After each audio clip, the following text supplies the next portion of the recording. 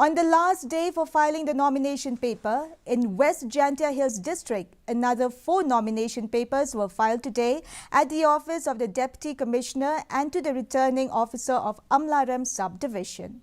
These 4 nomination papers are from sitting MLA of 2 Jowai constituency, Wailat Miki Shilla from NPP ticket.